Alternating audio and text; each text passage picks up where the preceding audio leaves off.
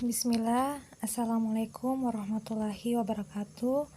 Alhamdulillah, hari ini kita sudah masuk pada subtema 2, hidup rukun dengan teman bermain. Ya, sebelum belajar, kita membaca doa belajar terlebih dahulu ya. Ya, adapun tujuan pembelajaran kita, yang pertama, siswa dapat menuliskan kalimat ajakan.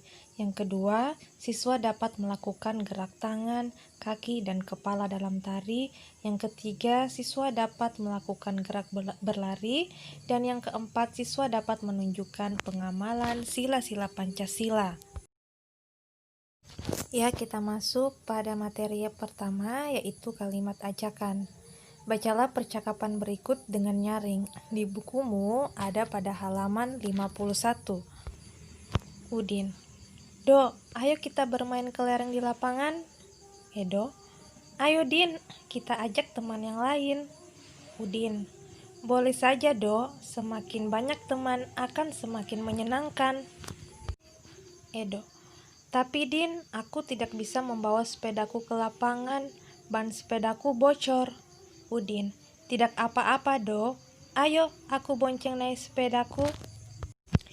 Pada percakapan ini terdapat kalimat ajakan. Kira-kira kalian bisa menemukan kalimat ajakan pada percakapan ini? Ya, Ustazah bantu ya. Jadi perhatikan di situ ada kata yang berwarna merah. Jadi semua kata itu merupakan kalimat ajakan.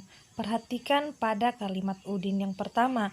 Do, ayo ikut bermain kelereng di lapangan. Kemudian Edo menjawab, ayo Din, kita ajak teman yang lain.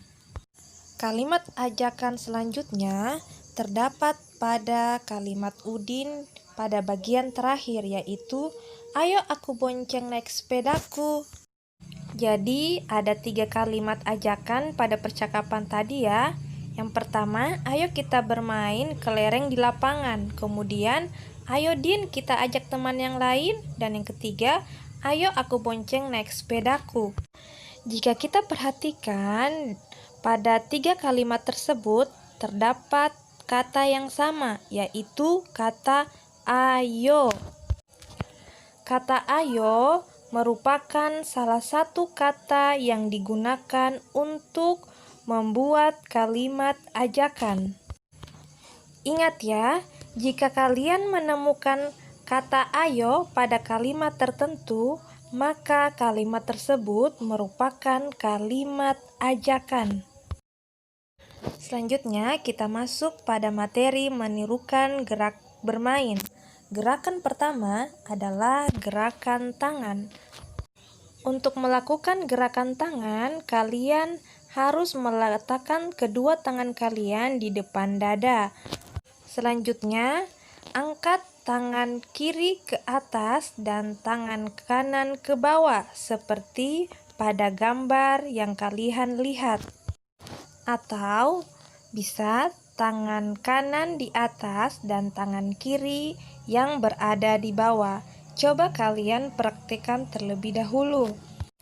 Ya, gerakan yang kedua adalah gerakan kaki. Agar dapat melakukan gerakan kaki, kalian harus berdiri terlebih dahulu. Ya, gerakan pertama, kaki dibuka selebar bahu, di mana kedua kaki kita ini seperti agak mekar. Kaki kanan agak serong ke kanan dan kaki kiri agak serong ke kiri, seperti yang ditunjukkan pada gambar. Ya, paham kan? Gerakan kedua, kita melakukan gerak silang. Jadi, kita menyilangkan kaki kita seperti yang ada pada gambar. Ya, gerakan yang ketiga, kaki kita juga seperti mekar, namun salah satu kaki kita maju ke depan dan lebih serong ke kanan. Misalkan posisinya kita serongkan ke kanan, seperti yang ditunjukkan pada gambar. Nah, kemudian selanjutnya kaki kita kembali pada gerakan yang pertama. Bisa? Coba kalian praktekkan terlebih dahulu. minta bantuanlah kepada ayah atau ibumu atau saudaramu. Ya, selanjutnya adalah gerakan kepala. Untuk melakukan gerakan kepala, posisi badan harus tegap terlebih dahulu. Kemudian, kedua tangan berada di depan dada. Selanjutnya, gerakan kepala ke kanan dan ke kiri. Lakukan secara perlahan dan bergantian. Coba kalian praktekkan terlebih dahulu. Nah, mudah kan melakukannya? Jadi, ada 3 gerakan ya. Yang pertama tadi gerakan tangan, kemudian gerakan kaki, dan yang ketiga adalah gerakan kepala. Ya, kita masuk pada materi berikutnya yaitu gerak berlari. Yang pertama, lari pendek. Lari pendek dilakukan dengan melakukan lari dengan langkah yang lebih pendek atau jarak yang lebih pendek, seperti pada gambar. Gerakan lari yang kedua adalah lari panjang. Lari panjang dilakukan dengan melangkahkan kaki kita sejauh mungkin yang dapat kita lakukan, seperti yang ada pada gambar. Gerak lari yang ketiga yaitu lari melewati bilah bambu. Jika kalian memiliki bambu atau kayu, kalian dapat menyusun bambu atau kayu tersebut, kemudian lari melompatinya tanpa menyentuh bambu atau kayu tersebut, seperti pada gambar.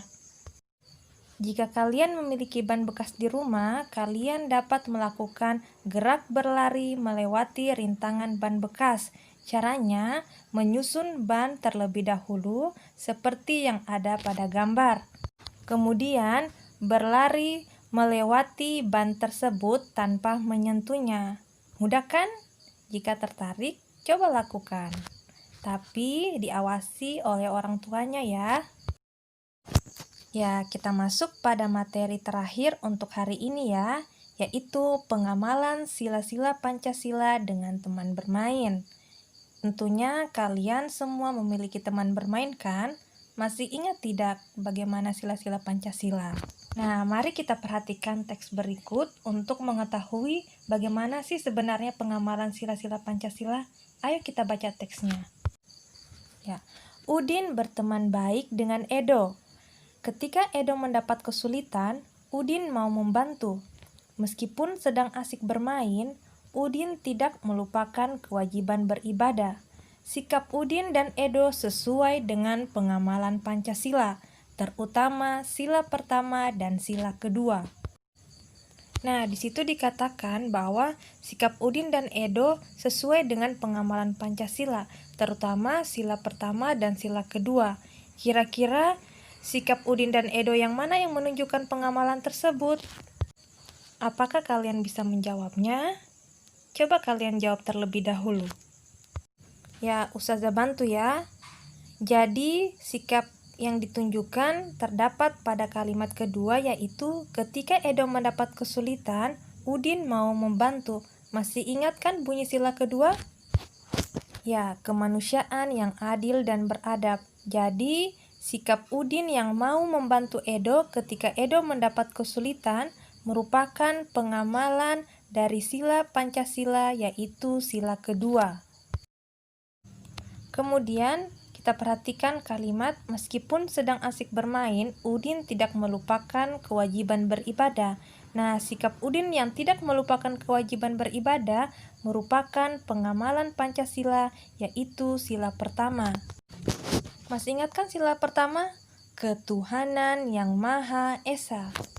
Jadi, aktivitas beribadah merupakan pengamalan dari sila pertama Pancasila. Nah, jadi untuk pengamalan sila pertama, contohnya, meskipun sedang asik bermain, Udin tidak melupakan kewajiban beribadah. Kemudian, contoh pengamalan sila kedua, ketika Edo mendapat kesulitan, Udin mau membantu. Nah, masih banyak contoh pengamalan sila pertama dan sila kedua. Begitu pula dengan sila-sila yang lainnya. Ya, sekian dulu materi kita hari ini. Mudah-mudahan dapat dipahami. Assalamualaikum warahmatullahi wabarakatuh.